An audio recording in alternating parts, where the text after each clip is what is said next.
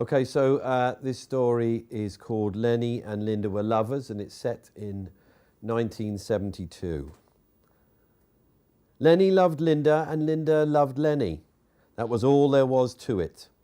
They had lived next door to each other since they were snot-nosed kids playing in the green stuff that grew shoulder high on the wasteland near the Gasworks.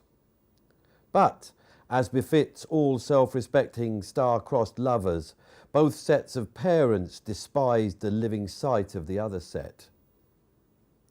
Why that was, no one could remember.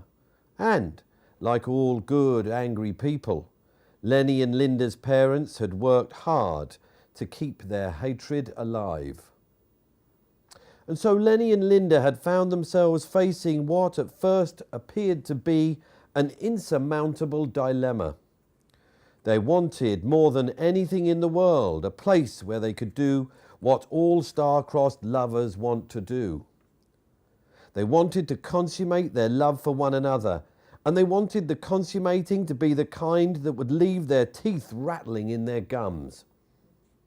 And the sooner, the better. And then one night, as Lenny lay rock-hard and lonely in his single bed, he had a brainwave, a first for him, and the last, by all accounts. 3 nights passed, and as the world slept, Lenny shouldered his duffel bag and climbed out of his bedroom window and silently scaled the concrete porch that was beneath Linda's. He didn't have to tap on the pane. Linda was right there waiting for him, her chest pressed up against the glass in anticipation of the coming consummation. A short while later, and the two lovers were walking at a great pace and hand in hand, away from Dunstan Avenue towards their very own love nest. Rounding the corner, they passed Pete Adcock's house on their left, before Lenny brought them to stop outside a tiny structure located on the corner of Warren Drive. Linda, who had not been privy to Lenny's brainwave, was momentarily lost for words. But then she said, "Are you bloody joking?" Lenny's face dropped. "Well, I just thought it's dry and warm and..." Linda glowered. "You want to do it in there?" Lenny looked perplexed. "You're asking me to consecrate our love in a bloody phone box?" Linda often got her words muddled up, but she was a kind and gentle soul. "I brung wallpaper with me," Lenny said, indicating the contents of his duffel bag. 3 rolls left over from when my dad did the front room. I thought I could hang it over the glass. No one will be able to see inside. And I got this too."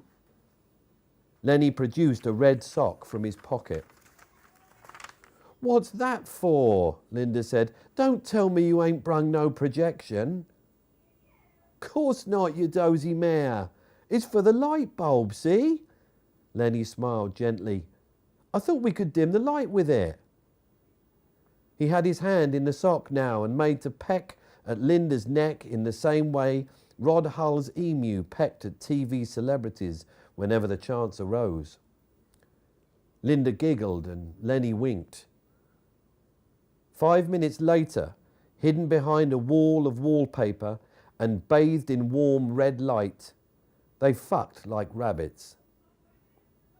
And so the consummation happened despite the cramped conditions and the fact that the cold and sharp edge of the phone book shelf sliced a "thanks for the memory" scar into Linda's right bum cheek. A scar that would forever remind her of him. 9 months later, and Lenny signed up and joined the army and so set out to see the world. And Linda? Linda reluctantly married one of her dad's mates, Harold, a man twice her age, but with a steady job and the elevated position of driver of the dust cart. The end.